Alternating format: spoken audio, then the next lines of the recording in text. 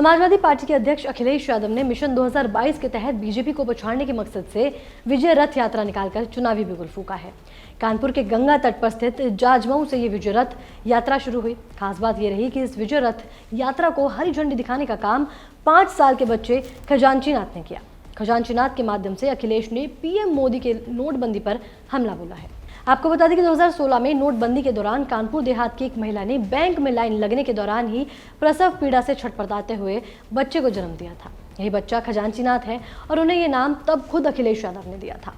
बताया जा रहा है कि कानपुर लखनऊ NH हाईवे 27 से कोई 2 किलोमीटर तक 80-90 गाड़ियों के काफिले में अखिलेश यादव का विजय रथ आगे बढ़ा, जो बाद में प्रयागराज होते हुए कानपुर इटावा आने वाले NH 2 से भी गुजरा और कोई 10 से 12 किलोमीटर की दूरी तय करके घाटमपुर की ओर मुड़ गया। वहीं पिछले चुनाव में गंवाई सीटें और पार्टी का बिखरा हुआ वोट समेटने के लिए उन्होंने विजय रथ का रूट कानपुर से वाया घाटमपुर होते हुए बुंदेलखंड क्षेत्र को चुना है। उनकी इस सभा में काफी भीड़ भी दिखाई दी है।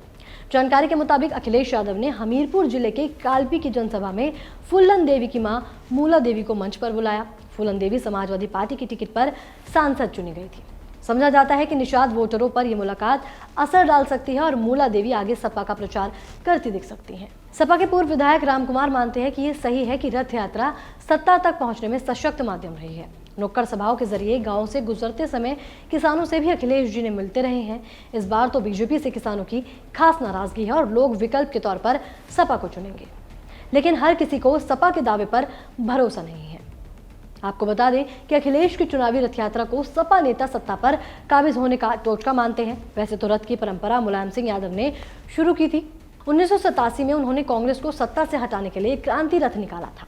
तब भी शुरुआत कानपुर से ही हुई थी। कानपुर देहात के झिंझक में रैली करने के बाद दूसरी रैली उन्होंने मैनपुरी में की। इसके बाद 1989 के चुनाव में मुलायम उत्तर प्रदेश के मुख्यमंत्री बन गए थे।